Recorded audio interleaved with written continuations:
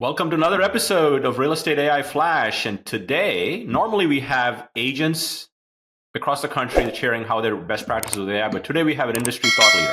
We have RJ Pittman, who's the chairman and CEO of Matterport, a little known company that you all are very familiar with, a CoStar Group brand, and a global leader in the digitization of the built world. Over the past 25 years, RJ has held senior leadership positions at eBay, Apple, and Google. And prior to joining Matterport, he was a chief product officer at eBay. He led the global brand for one of the most recognized companies in the world as a driving force behind the look, feel, and functionality of the eBay marketplace. Welcome to Real Estate Flash, RJ.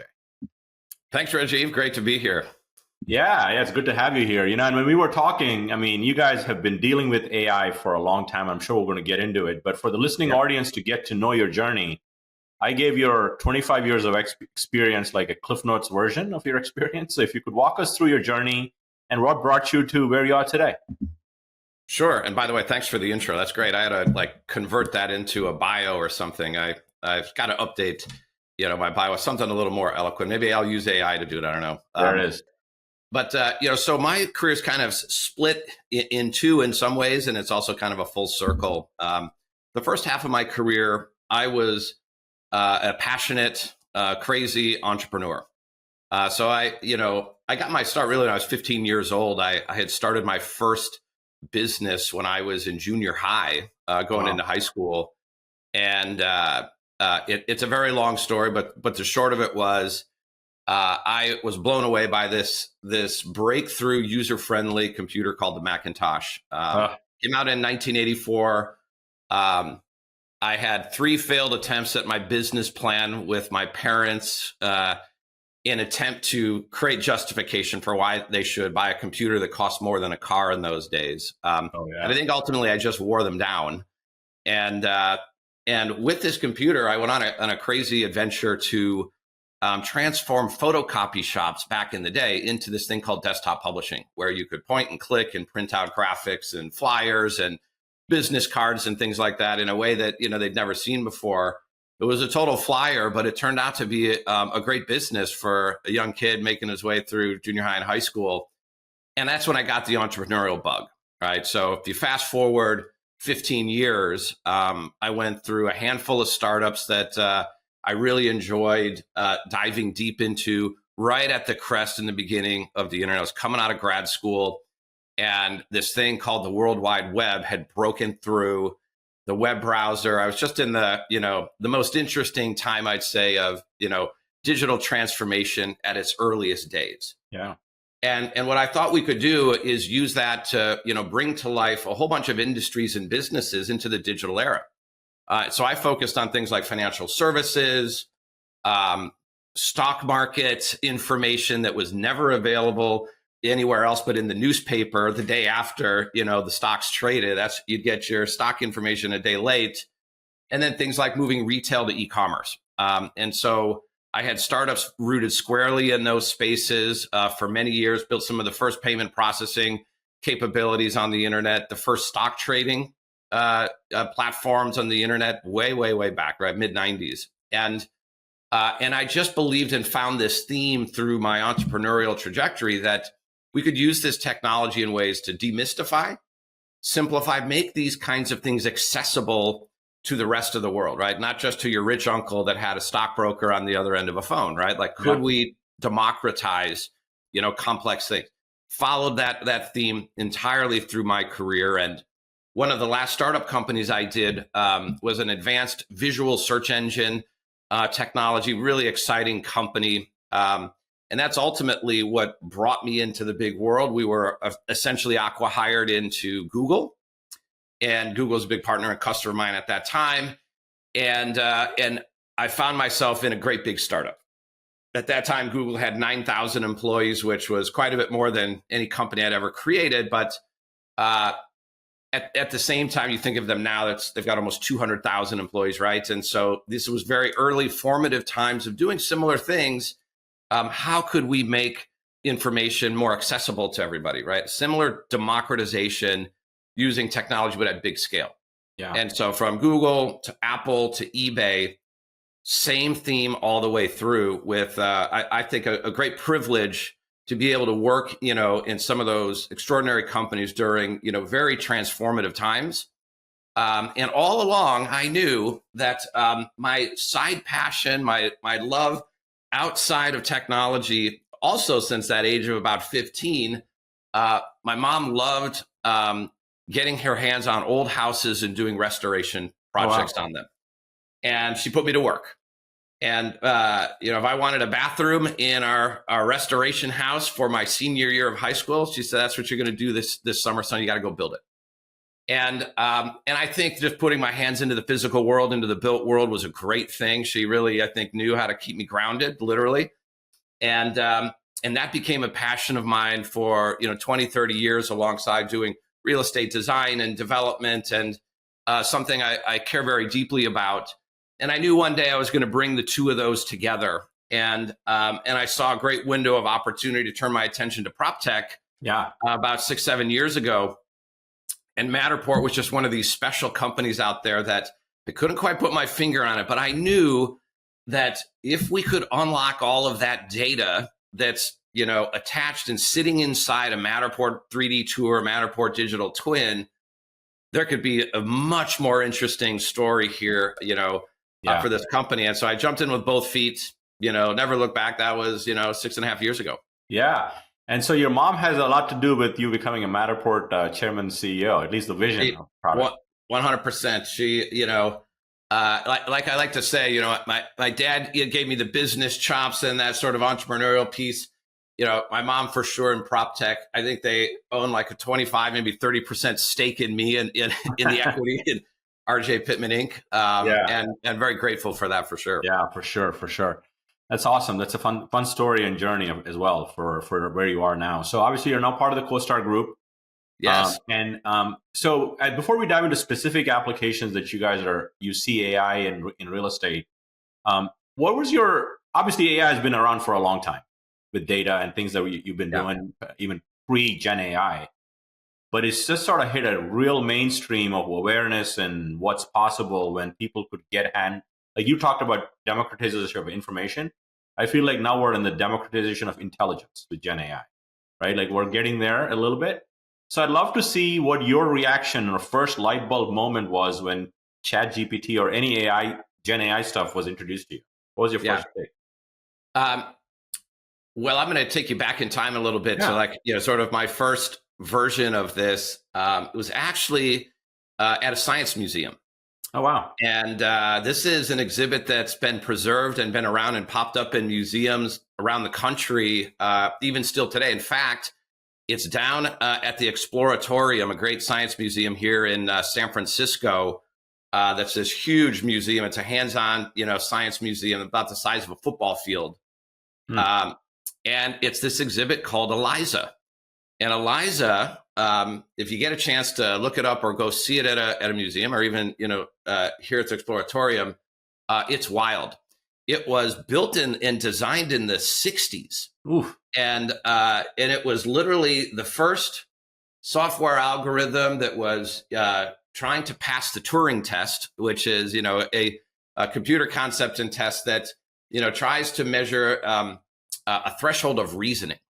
And can it actually, process what you are typing in and give you some sort of intelligible response back, right? And can it hold a conversation, in some fashion with some form of memory, or context?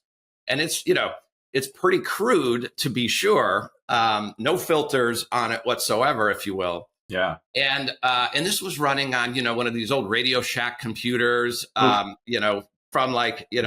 the earliest days. And so as computers got to be, more capable, the product got a little more responsive. They worked on it, iterated a bit. And so it's literally, I would say, probably the first generation of something like a ChatGPT experience that paved the way for where we are today. No question about it. 100%. Yeah. I remember seeing a short video from Steve Jobs, like in 85.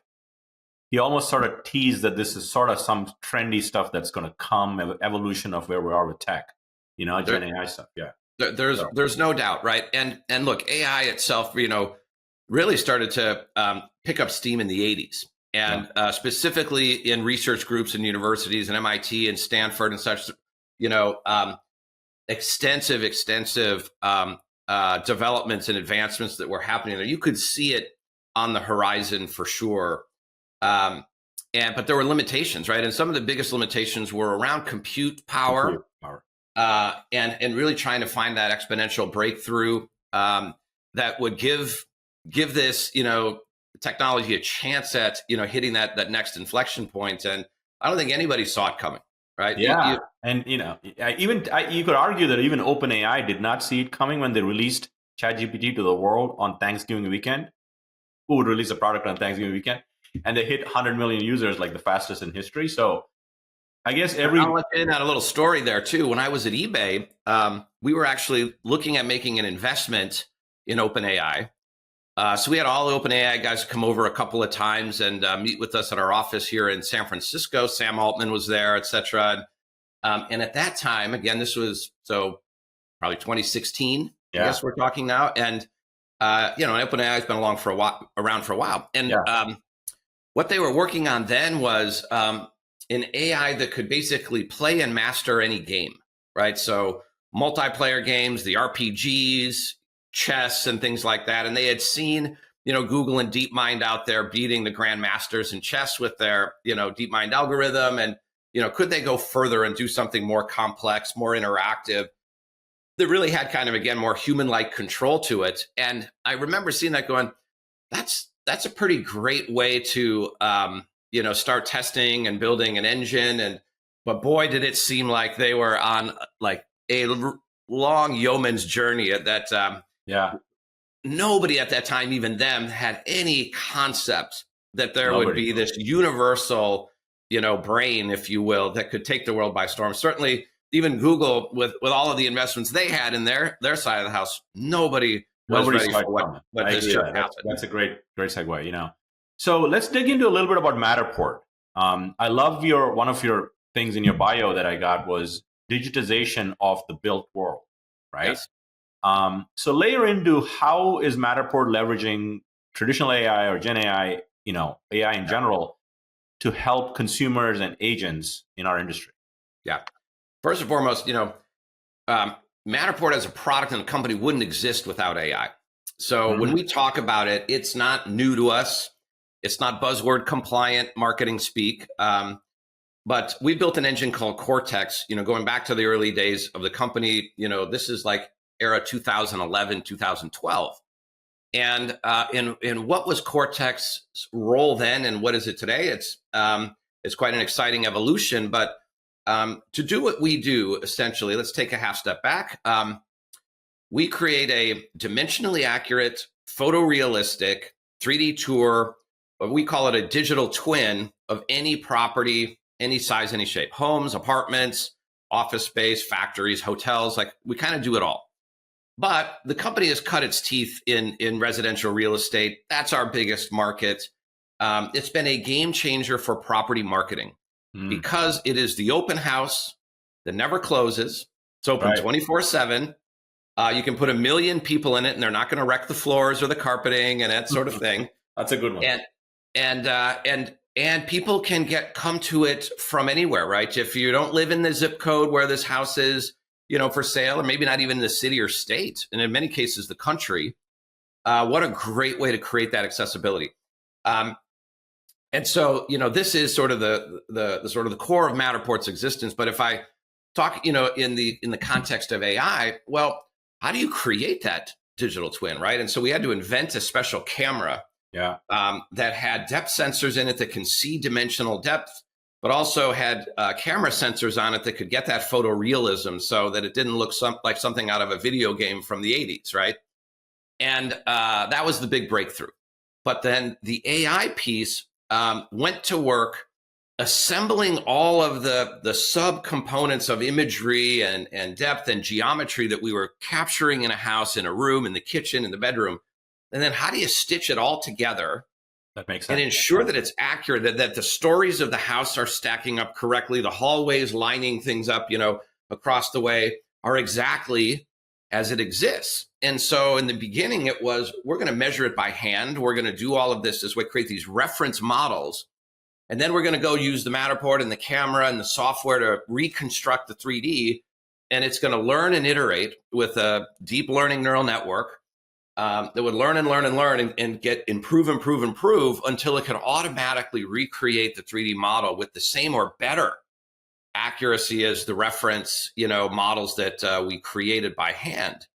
And that Cortex engine today has done some pretty big breakthroughs because, we've gone out and now we've digitized over 50 billion square feet of space, Rajeev, in 190 countries around the world.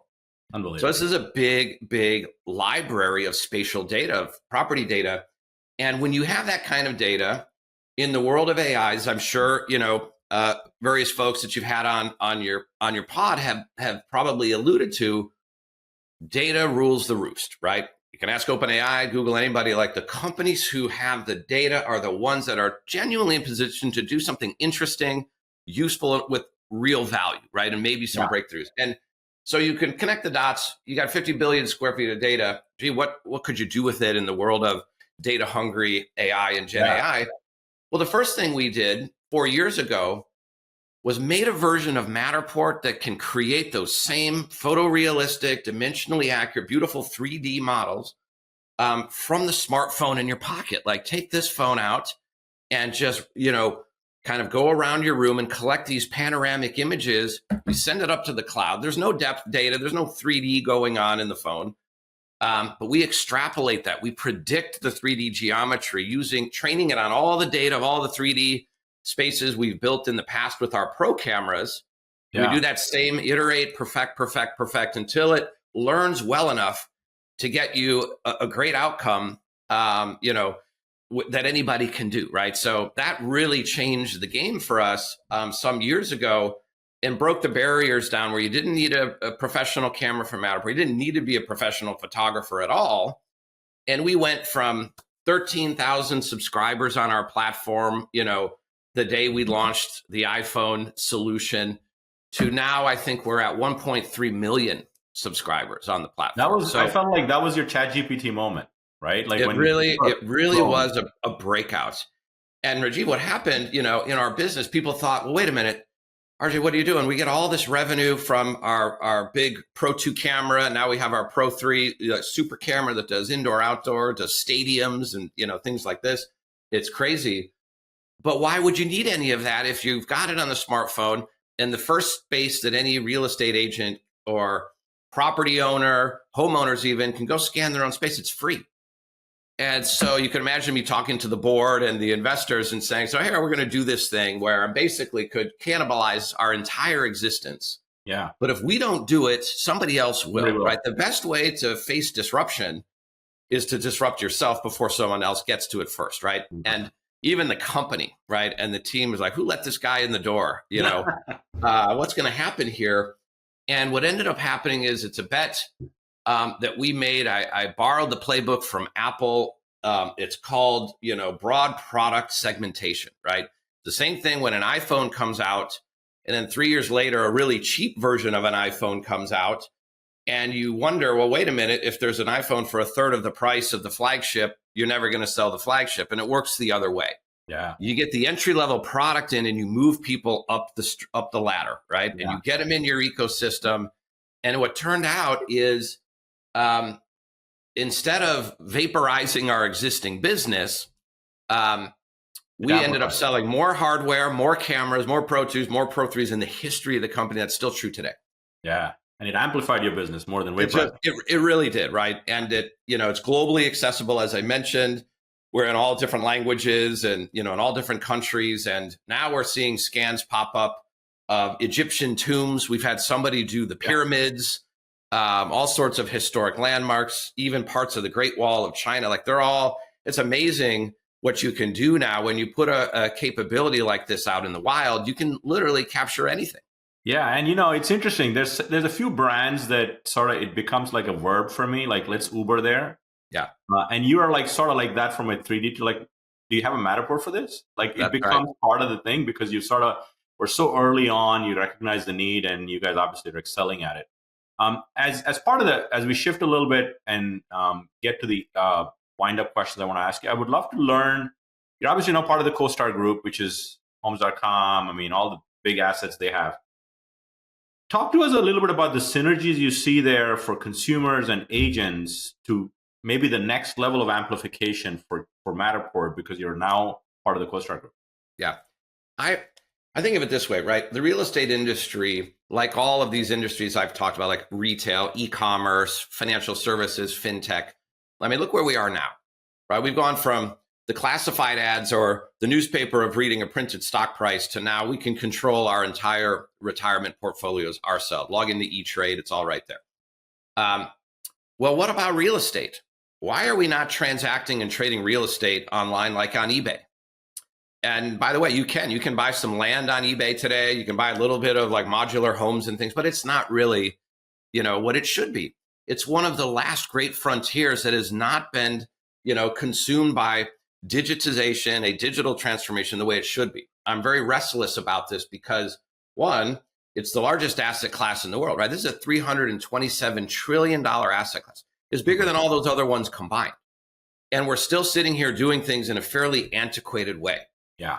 To me, like that just doesn't resonate. And so we've gone from, at least we've emerged from the open houses that you find in the Sunday paper, classifieds, right? To we have an internet listing. Now we have photos, we got some videos, but what's the new standard, right? We would never say, would you put a listing up without photos anymore? Of course not.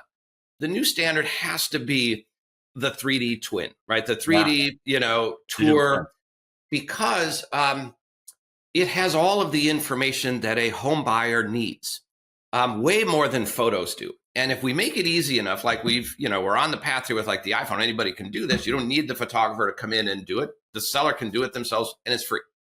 Well, then you're giving people that accessibility. You are giving them so much more information and capability to make a buying decision.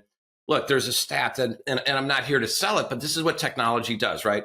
Yeah. Amazon comes in and disrupts and makes everything easy, 48 hours away.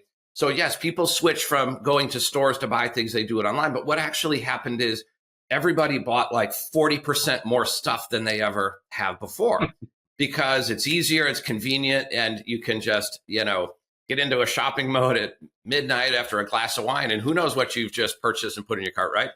The same thing can happen in real estate, and it does. When you enable it with technology like a Matterport, over the last 10 years, we measure it. Homes sell faster and for a higher price. On the whole, it's just a fact. Yeah. If you have the ability to put that open house online and give them like this sort of automated, home tour that you as an agent, will otherwise be asleep at 12, 1 in the morning, East Coast times, and you got a listing, and so you got people from California coming in online, at homes.com or what have you, taking a look. This is powerful, things that are moving transactions forward literally while you sleep. And 100%. And we've proven this to a point where, Matterport gets over 1 billion visits to a digital twin, a 3D Matterport every year. 1 billion. This is like the YouTube of real estate. 100%. And it's all over the world. And if we embrace this kind of technology, well, what's the synergy with, the CoStar Group? Well, they've got all the marketplaces, apartments, homes, LoopNet for commercial real estate, STR, which is for the travel and hospitality industry, Biz Buy Sell, which is the businesses in the real estate, and go on and on. 10X, the auction platform for the auction model of purchasing, a little bit of that eBay, type of thing for real estate. These are all the future. And CoStar has been a customer of Matterport since the beginning, right? So this wasn't some new idea we hatched between us. This is an 11-year relationship that has come to fruition where we said, look, if we join forces, we only want to do one thing. We want to accelerate at scale, moving the real estate industry forward. Can we bring it, into this digital age like these other industries and help the real estate community, the agents, the brokers, the buyers and sellers, become super agents, right? Yeah. And supercharge this category, even in down markets where, the technology can really be the thing that pulls us through. Just like Matterport's pulled the industry through when we were in COVID and agents couldn't host an in-person open house. Matterport was there on the scene to give you the virtual open house to keep that industry moving forward. That was a small contribution to the category. Sure. We want to make an outsized contribution in the years ahead. And you need a partner with, CoStar's wherewithal, but also their courage and grit to go change the game too. 100%. And look, it looks like it was a marriage that was meant to be, with your vision, CoStar's vision, et cetera. And it reminds me of, that's great advice too for agents that are thinking about the digital twin, et cetera. Reminds me of a quote that I heard that, average agents sell features, good agents sell outcomes, and great agents sell feelings, right? Because home is such an emotional purchase. Love that. And I feel like just looking at pictures generates a little bit of feelings. But I think if you look at the digital twin of a house, and to your point, 24/7, it's always open, right? And so I think you kind of walk through the home without having to be there yet. And I think that sort of can invoke nothing but feelings. How is it like to live here? I'll tell you one quick story. One of our great partners and customers is Berkshire Hathaway Home Services. Yeah. And Gino Blafari, the chair and CEO, great guy, and been a mentor to me and to the company. They use Matterport, and we have some fun from time to time. And I said, hey, Gino, let's go find the most expensive listing in your entire organization. Let's find out if it's Matterport. Well, that property was a $150 million home on Long Island belonging to none other than Billy Joel. Yes, this is from the Berkshire Hathaway Laffey properties. I remember. Yes, go ahead. And so you can't even go see that property as a potential buyer unless you show a bank statement that says you have 50 million in liquid assets. It's just crazy, right? And so talk about a way to, first of all, democratize access, to the home. This is 75,000 square feet of indoor-outdoor space that we Matterported. The whole thing, the building facades, the lawns, the grounds, the waterfront, amazing, and everything in the house. You could sell tickets to this property as if it was a museum, and people would probably pay, right? And so you talk about feeling and emotion, right? Oh, yeah. You go to that Matterport and you look at the craftsmanship and then the stories that were told inside the home, and the sounds and the music that must have been emanating from Billy's piano when he's working out music over the weekends and whatnot. You cannot get that from photos. You cannot appreciate 100%. This property and in any way, shape, or form. And by the way, the reason we do those kind of iconic houses, and we do a lot more of them now, is it does evoke the magic of what real estate really is all about. And it brings people closer to that magic. And when they feel it, it's like, well, geez, I can do that for my condo I'm trying to sell down the street. And you will get a similar, feeling. Like, yes, it's not 75,000 square feet of Billy Joel, but it's everything you would want it to be, for that seller, right? And you want to maximize that experience, for the 100%. Buyer. This is the future, right? Yeah, that's a great story. Great story. I remember seeing that property and that Matterport, by the way. I wish you could just embed Billy Joel singing a song and walking you through it.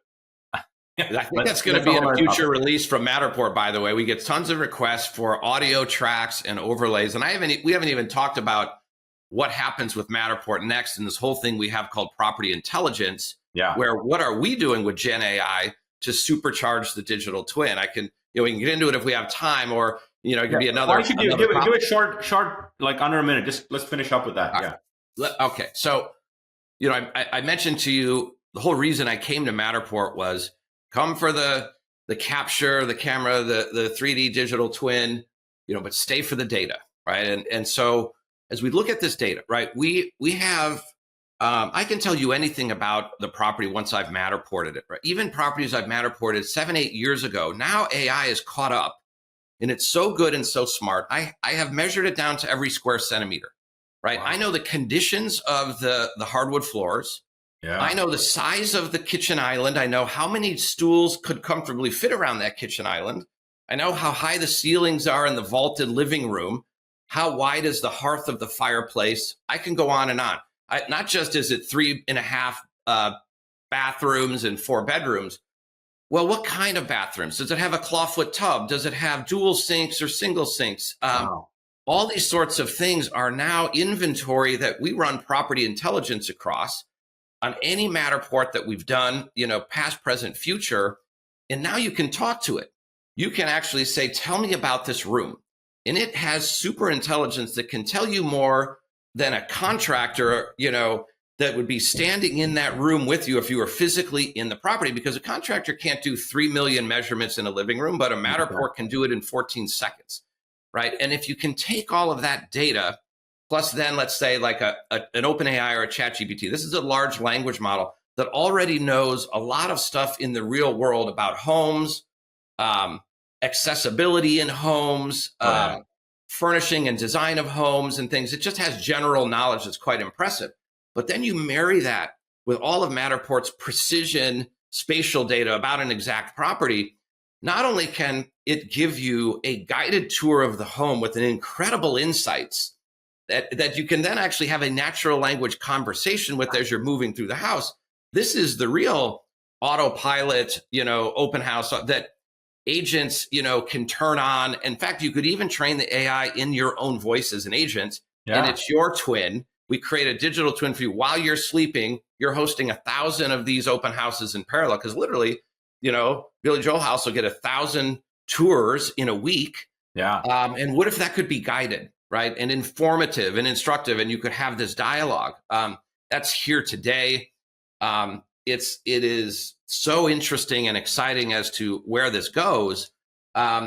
This one use case, can launch 1,000 ships and 1,000 agents, and 100%. It really will supercharge, what an agent can offer to a seller. Can you imagine going in and pitching that and saying, I want to win your listing, and here's how I'm going to launch this extraordinary digital campaign, like you've never seen before. And by the way, hate to keep repeating it, but everything I just told you, you can do that with a smartphone in your pocket to get started, and you could do it for free. Who wouldn't start here versus paying, who knows what it would cost to photograph? I should ask, by the way, Billy Joel House, thousands of dollars to do that. Even the most elaborate Matterports aren't thousands of dollars anymore. We have to, change our thinking here. You embrace, the digital, movement that's coming. And the exciting thing is it's whether it's Matterport or hopefully other companies that come in and join us on the crusade, it's so affordable and accessible. That's the goal, right? Everybody should have this as the new standard.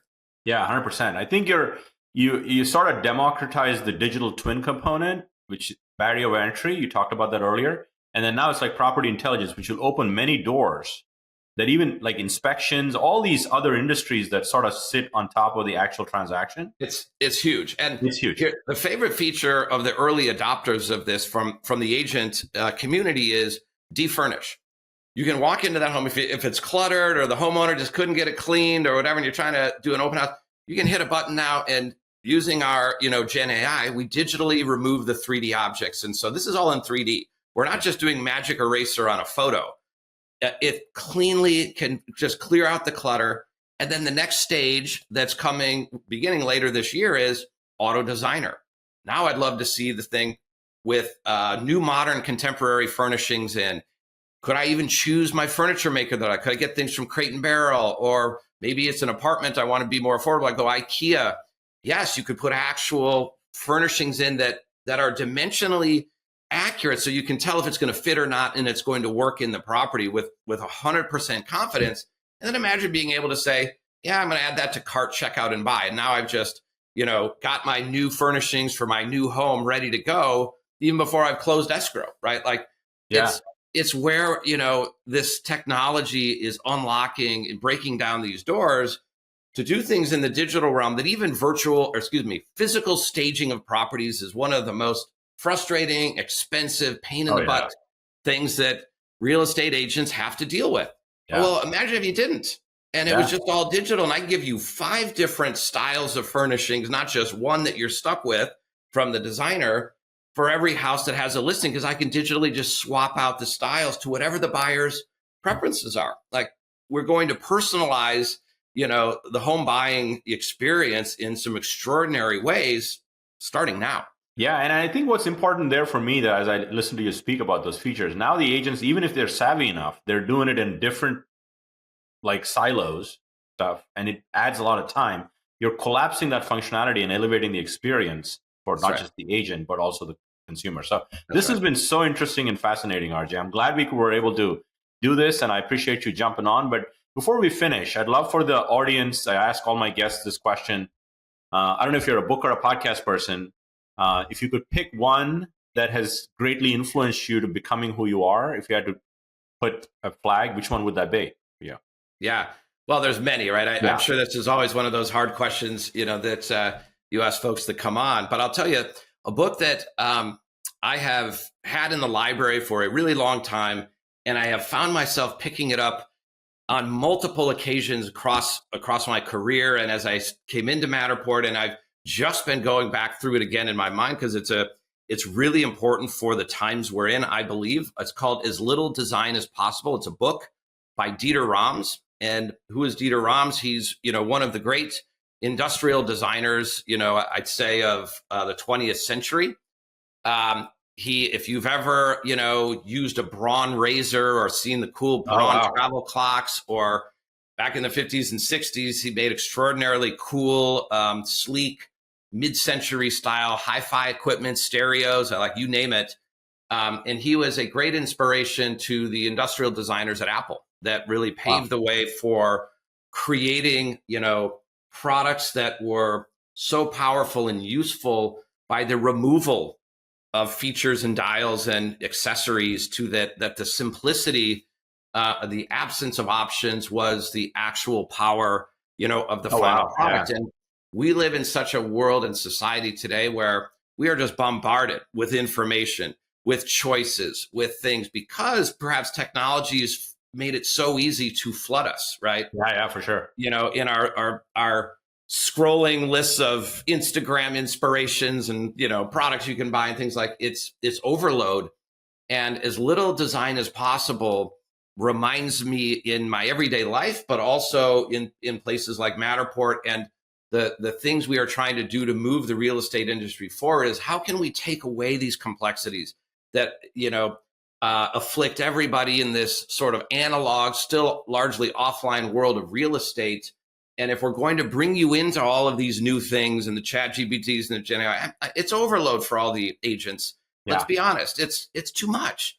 And not all of it applies. Like there isn't a chat answer for everything, and there shouldn't be. Like, what are the things that we can do that just strip all of that away and make it simple and elegant and intuitive and useful, for the world, and not lose sight of that principle. And so going back all the way to like, well, how did we think about that when we were trying to make a better, easier to use razor? Like, what were those challenges and design, principles applied?